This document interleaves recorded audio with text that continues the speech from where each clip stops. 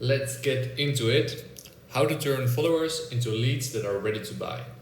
This is the digital version of the workshop I did last Monday on Esco Beach Bar, and I noticed that the audio was really bad. So I thought let's just walk you through it with a iPad and my mic.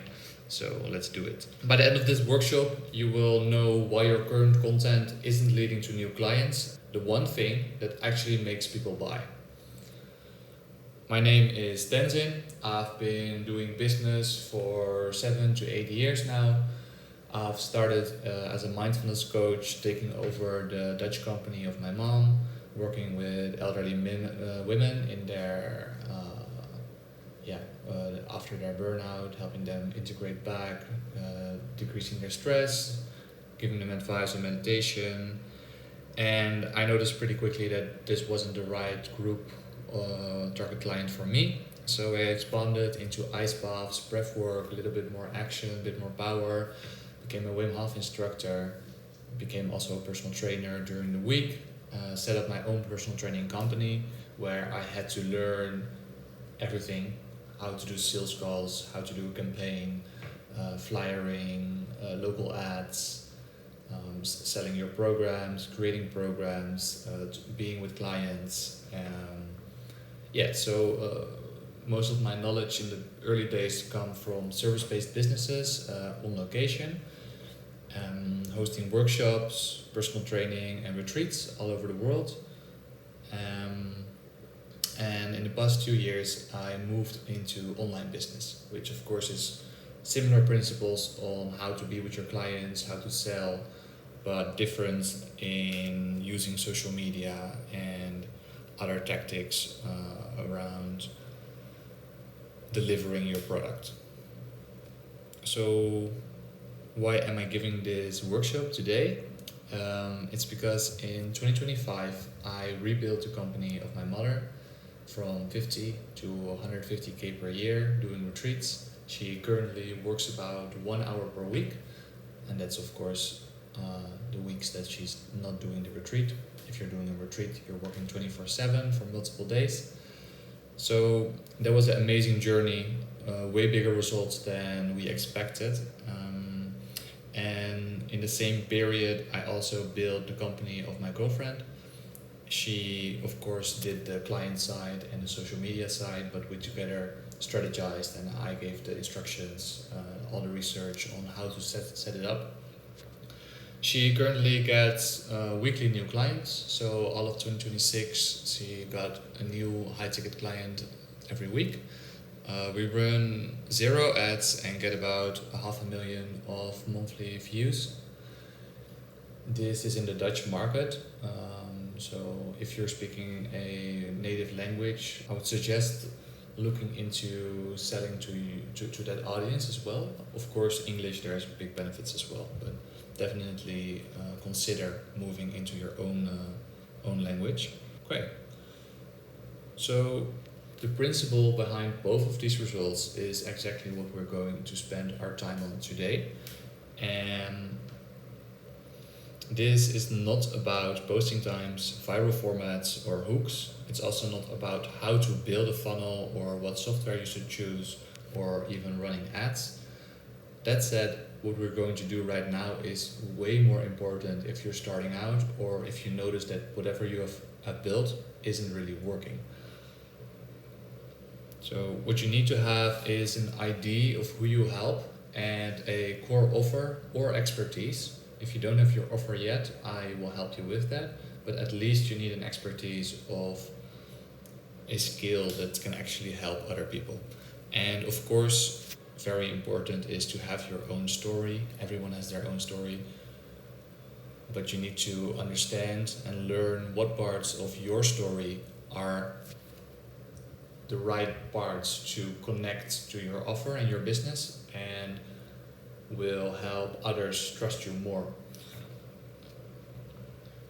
So, because before I gave the workshop, a lot of people showed that they didn't know what offer they wanted to build. Here are 3 questions I would ask you if you were starting out from the beginning, and I think they are a little bit different than most people would ask. So the first thing is really your skills. What can you actually deliver? If you're a beginner, you can be honest about being a beginner. If you have 10 years of experience, you also have to show that.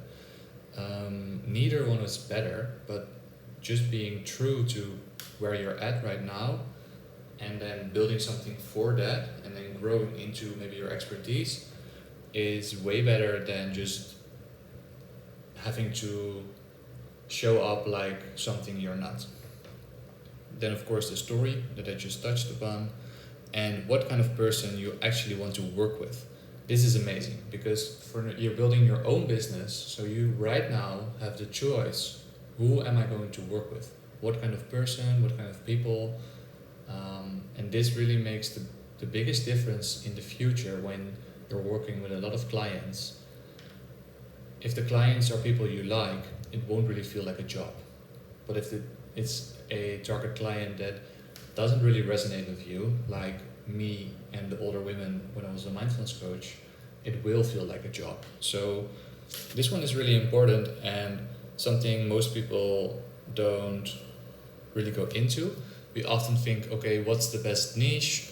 Who has the most money? Who has the biggest problems? And can I put my skill in there? But that may be people that you don't actually want to work with. So for the longevity part and for the fulfillment part, I think choosing people that you actually want to work with is more important than the best niche or the best type of person, of the person that has the most money. I don't think that's the most important part. Yeah, so you're going to find a transformation that sits into the intersection of these three. So let me show you how we would draw it. We would have, we all know this little circles, the skills, the story, and of course, your person, your type of person.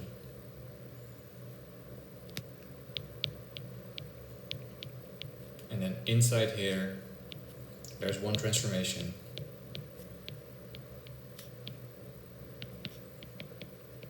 You can give, and that really fits to your story, your skills, and the person you want to work with.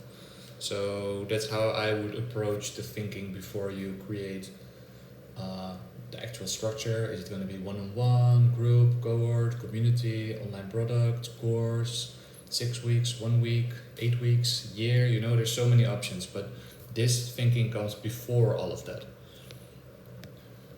So back to the slides. Right now, you're posting consistently, but you have no interaction. You have followers, but no leads. Or you even have good calls that don't close. So these are 3 current situations where you should be in, or where you could be in right now. And after this workshop, you will have a social media where people will be ready to buy when they reach out. Engaged followers, so you actually get interaction, and calls that are closed before you actually start them. That's the ideal state for a solopreneur or a starting coach, because having a lot of calls with people that are not fully qualified will cost you a lot of time and also confidence, because every time you have a call that's not leading to a new client, it will tank your confidence. And if you have calls with people that actually want to work with you, and you're motivated, this will skyrocket your own energy into it, which is really important when starting a business. So this is the part where we were planning to get interactive. I got 3 people to explain me their business, and we're going step by step, breaking down their exact offer, their target ICP, their target client, ideal customer profile, and went a bit into copywriting and marketing language and what is important for that. So these were the 3 questions I was going to ask. Who are you? What's your offer? And where do you get stuck? Followers, engagement, leads, or closing leads. So I'm gonna write down 2 of the examples from last Monday, and I will tell you how that part kind of went. You can check out the official recording, but I will just give you like the most important information about that. So we first had Joel, and he is a coach for ambitious men. And then we had Sarah, if I'm right. Sorry, Sarah, if this is the wrong name. She is a tennis coach. And I really like these two examples because the tennis coach is super visual and direct. I think we all can imagine getting a tennis lesson, learning how to serve, while Joel, coaching for ambitious men, could go into many directions: mindset, lifestyle, productivity, business, relationships. Like, it is very, very wide. And he, of course, had a stronger direction. And his coaching, he said, so his offer, he said, was 1 to 3 months. And Sarah's offer was tennis, like a lesson. So here's the first feedback. I asked for, what's your offer? They explained me a time period. They didn't explain me the offer. So for Sarah, the offer could have been, I will teach you how to serve in 4 weeks. That would be an offer. Or for Joel, it could be, I will get you to finish your next project in the next 2 months. I will help you. You see where I'm going with? An offer is not a time period. An offer is not the structure we put it in. An offer is something we can give them, a transformation, getting a client from A to B. That's the offer. So that's the first part where we used to think about coaching language, which is very, very funny or important or something we should be conscious about, that an offer is not a time period. So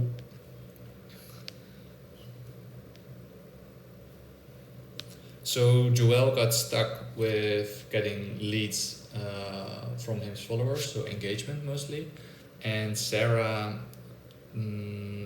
got stuck getting the new followers, and she didn't really have a concrete offer yet.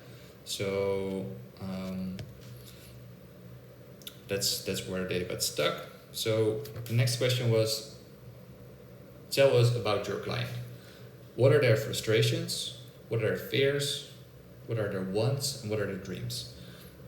I really like these 4 quadrants. They're super important to map before you actually start. Not only because we're going to use it into the copywriting, but also because it gives a lot of clarity in building your offer stack and thinking about your actual offer. So the thing with this is, when I ask about the frustrations of a client to a coach, to you, maybe too, you are likely going to say stuff that's surface level. We're going to describe their problems. Yeah, frustration, fear, dreams, and wants. So with the frustrations, it's really important to actually get the language of your client. The frustration is something that ends up into their day-to-day life, something they would say to their partner or a friend that frustrates them. Really small things that annoy them and make them, that's in their mind, in their own language, and we need to reflect that language to them. So the best thing is to actually, if you have clients or if you have followers or you have lead sales calls, record them, ask them, and use the language your client is using into your copy instead of thinking of the sentence your own. That's really one of the most important things. And even if you do the wants and the dreams and the fear, all of them really need to be into your client's words. So for Sarah, the frustration was, if we put it into the client's words, not being able to play tennis with friends or other people because they are too good, so it's a lower level person. So not being able, actually it was more specific, not being able to serve, meaning she can't play a good game because you can't serve good. The fear, this one was special. Most of the fears she described were about getting injured again, which is really nice because injury is one of the best reasons to hire a coach. So if she integrates this into the language, she justifies why someone would need coaching, because before they got injured, and with her, they probably won't get injured. The dreams. This was about being able to play with a lot of people, socializing, being able to play with your kids, being able to be the role model for your kids if you're able to play good tennis. So this already got us some insight that it's maybe about parents, actually, about parents that used to be injured. They want to play tennis, they want to be a good role model. So what they actually want right now is to learn to serve. Okay, so I really like tennis one because it's super concrete. If we would do the same for Joelle, it's going to be a bit more complicated because it's on a deeper level. The frustrations are for the ambitious man that they know what they know what they need to do, but they can't actually do it, or they can't stick to whatever they have to do, or they feel pressure. There's all kinds of daily frustrations.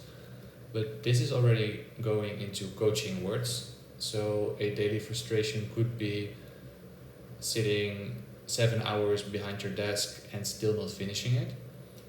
This is still coaching words. What would they say to their wife? I wasted my whole day. I woke up again with no clear idea or plan of what to do.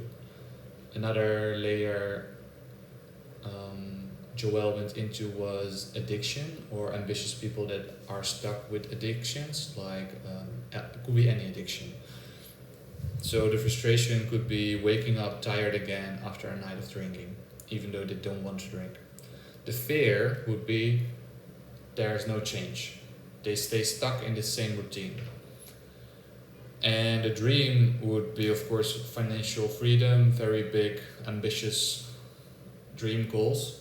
But the actually wants, what they want this week, would be to finally see some progress, to stick to what they commit to leave behind the bad habits and actually start to do the right ones. And this is already in coaching language again. You see me falling back to it as well. So what do they actually want? And that's, I can't explain it, because Joelle needs to ask his clients currently, hey, what did you actually want in the first week of coaching or before we started? What's the real thing in your day-to-day life that you wanted to change?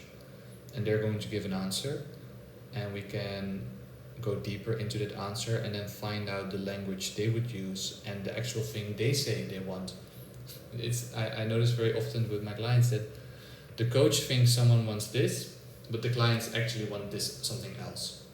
If you can find this something else and then talk about that and promise that, it's going to make a huge difference in your business, in your sales, in the amount of traction you get on social media as well. So what did we notice? That we were talking the coaching language all the time instead of the language from the clients. The offer stack. So this is a really fun one. Offer stacks are, you're probably familiar, but just to show you, an offer stack is often drawn like this. This is the lowest barrier of entry, and this is the highest ticket.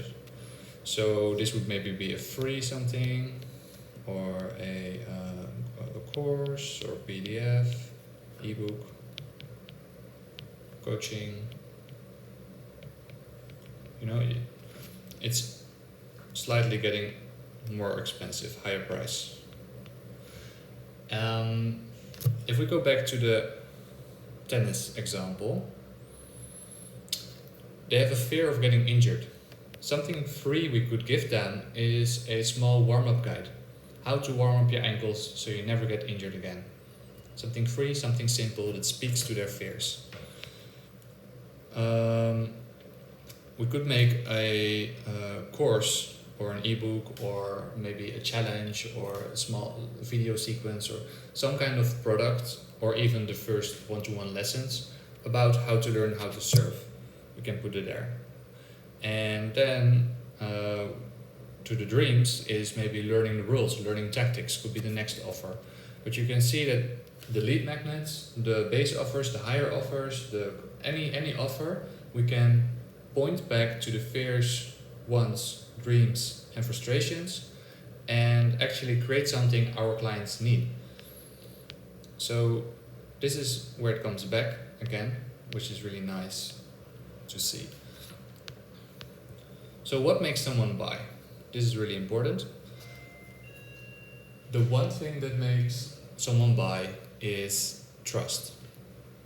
They need to trust you as a person and they need to believe that whatever you offer will give them the result. If they believe you can give them what they want and it's the right price, then they will buy. So the main purpose of social media is to make people trust us. How do we close this gap of new people that don't know us to people that trust us and become clients? In normal marketing, you think about funnels, and funnels are still very good, and it's very important to learn how they work and why they work. There's many different ways of describing a funnel. You have the 5 layers of awareness, which is nice. It goes into a deeper psychology.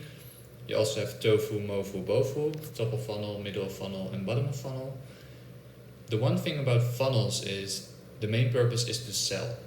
So we really try to sell someone. We push them through the funnel. We try to get them further and further and further. It also gets a little complicated. What kind of content actually belongs in the top of funnel, and what kind of hook belongs in the middle of funnel, and what are the stages of awareness my client is actually in. A lot of marketing terms which can get complicated. So the one thing I would like to teach my clients that are starting out is the trust circles. And this is simpler. It's a more aligned approach for social media. It's about understanding that a stranger has to become a follower. From a follower they become engaged. From engaged they become a lead. And from a lead we can close them into a client. The one thing we do here is we just give them the next step. For example, the stranger is someone who likes to play tennis but is afraid to get injured.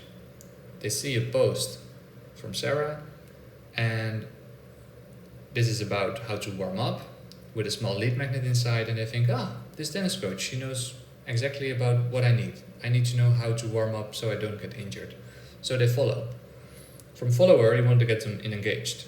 They may comment because they want your first ebook or your series or something that helps them further.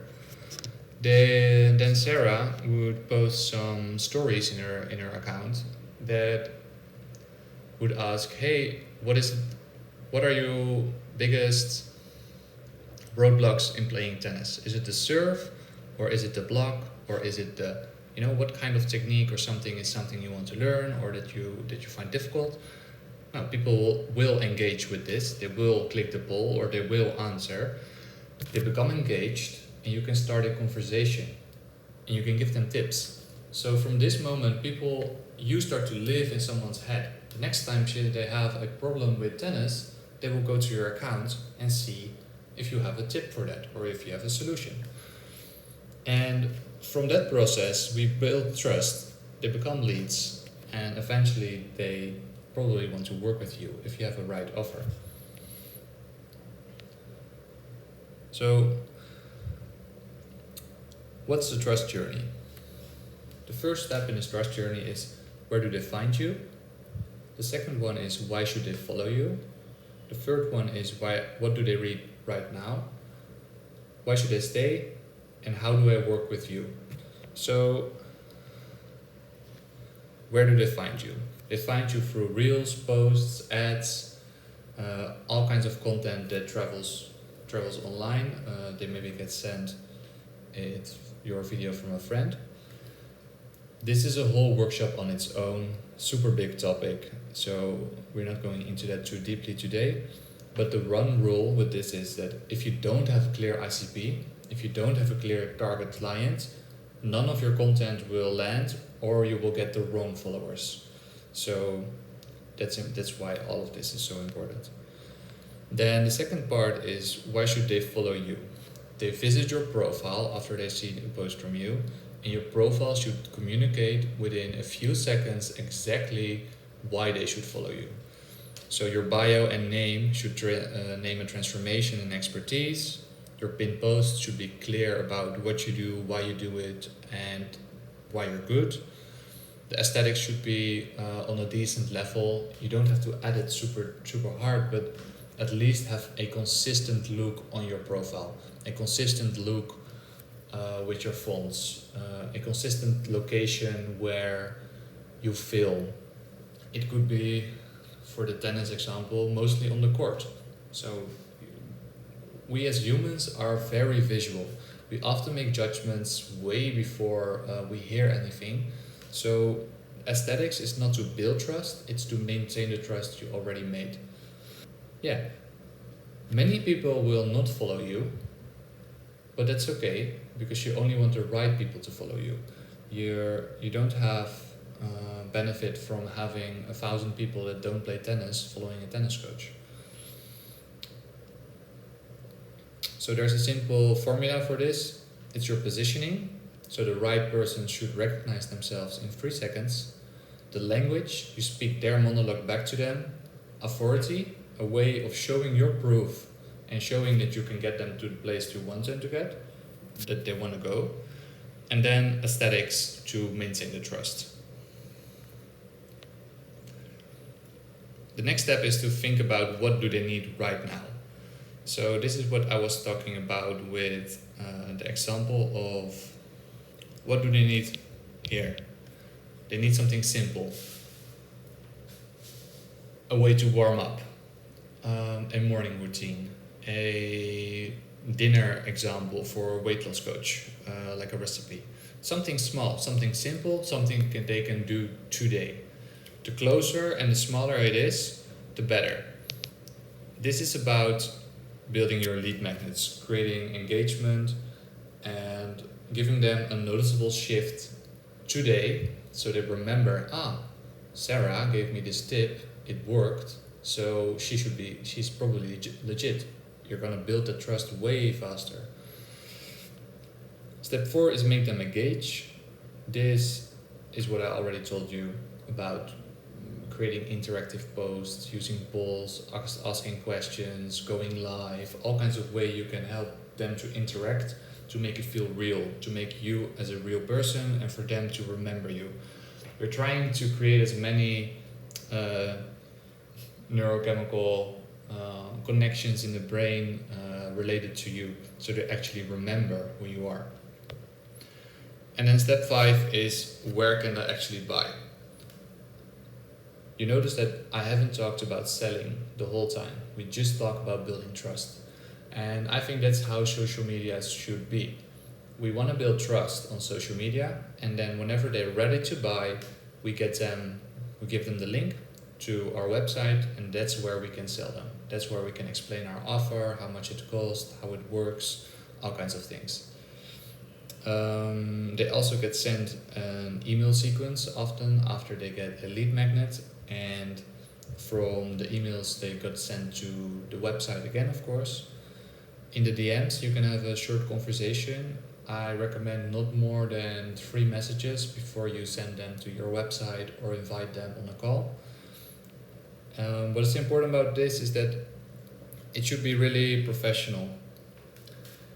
If you don't have a website and someone visits your profile, they think, they're probably a beginner.